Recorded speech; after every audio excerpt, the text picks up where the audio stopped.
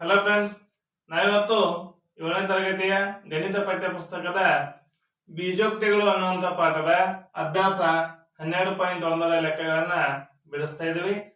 ಅದರಲ್ಲಿ ಮುಖ್ಯ ಪ್ರಶ್ನೆ 4ರಲ್ಲಿ ಬಿ ನ ಪ್ರಶ್ನೆಯನ್ನು ನಾವಿವತ್ತು ಬಿಡಿಸೋಣ.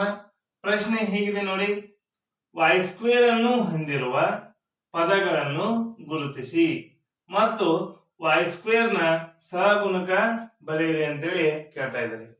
ಹಾಗಾದ್ರೆ ಇಲ್ಲಿ ನಮಗೆ 3 ಪ್ರಶ್ನೆಗಳನ್ನ ಕೊಟ್ಟಿದ್ದಾರೆ. ಹಾಗಾದ್ರೆ ಈ ಪ್ರಶ್ನೆಗಳು ಯಾವ ರೂಪದಲ್ಲಿದೆ ಅಂದ್ರೆ ಬೀಜೋಕ್ತಿಗಳ ರೂಪದಲ್ಲಿ ಅದಾವೆ. ಅದರಲ್ಲಿ ಮೊದಲನೇ ಲೆಕ್ಕವನ್ನ ಬಿಡಿಸೋಣ. ಮೊದಲನೇ ಪ್ರಶ್ನೆ 8 - x y² ಅಂತೇಳಿ ಇದೆ. ಇಲ್ಲಿ ಏನ್ ಕೇಳ್ತಾ ಇದ್ರೆ y² ಅನ್ನು ಹೊಂದಿರುವ ಪದವನ್ನು ಗುರುತಿಸಿ.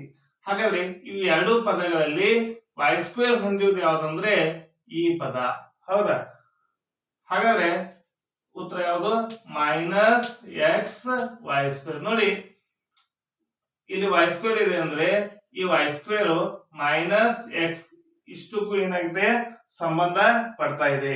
ಹೀಗಾಗಿ ಚಿಹ್ನೆಯನ್ನು ಬರ್ಕೋಬೇಕು. ಅದೇ ರೀತಿಯಾಗಿ x y² ಅನ್ನ ಬರ್ಕೋಬೇಕು. ಮೊದಲನೇದಾಗಿ x y² ಹೊಂದಿರುವ ಪದವನ್ನ ನಾವು ಗುರುತಿಸಿದ್ದೇವೆ. ಈಗ ಏನು ಬರೀಬೇಕಾಗಿದೆ? y² ನ ಸಹಗುಣಕ. y² ನ ಸಹಗುಣಕ ಅಂದ್ರೆ ಈ ಪದದಲ್ಲಿ y² ಬಿಟ್ಟು ಉಳಿದಂತಹ ಪದ, y² ಬಿಟ್ಟು ಉಳಿದಂತಹ ಪದ ಯಾವ್ದಿದೆ ಅಂದ್ರೆ ನೋಡಿ, ಅದನ್ನ ಯಾವ ರೀತಿಯಾಗಿ ಬರೆಯೋಣ ಅಂದ್ರೆ ಈ ರೀತಿಯಾಗಿ ಬರೆಯೋಣ.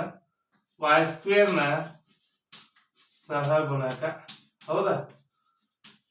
y² ನ ಸಹಗುಣಕ ಅಂದ್ರೆ y² ಬಿಟ್ಟು ಉಳಿದದ್ದು ಯಾವುದು? -x ಅಂತೇಳಿ ಈ ರೀತಿಯಾಗಿ ಬರಿತಾ ಇದೀವಿ. ಇದೇ ರೀತಿಯಲ್ಲಿ ಎರಡನೇ ಪ್ರಶ್ನೆಯನ್ನ ಬಿಡಿಸೋಣ. ಎರಡನೇ ಪ್ರಶ್ನೆಯಲ್ಲಿ y² ಅನ್ನು ಹೊಂದಿರುವ ಪದ ಯಾವ್ದಂದ್ರೆ 5y². 5y². ಈಗ y² ನ ಸಹಗುಣಕ, y² ನ ಸಹಗುಣಕವನ್ನ ಬರಿಬೇಕಾಗಿದೆ.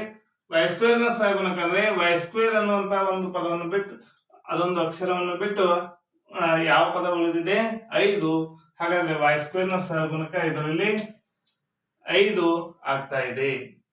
ಇದೇ ರೀತಿಯಲ್ಲಿ ಮೂರನೇ ಪ್ರಶ್ನೆ 2x²y -15xy² + 7y² ಅಂತೇಳಿ ಕೊಟ್ಟಿದ್ದಾರೆ.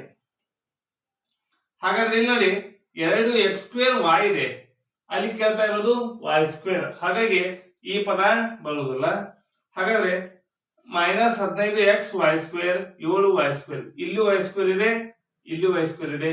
ಹಾಗಾದ್ರೆ ಇವೆರಡು ಪದಗಳನ್ನ ನಾವು ಈಗ ತೆಗೆದುಕೊಳ್ಬಹುದು.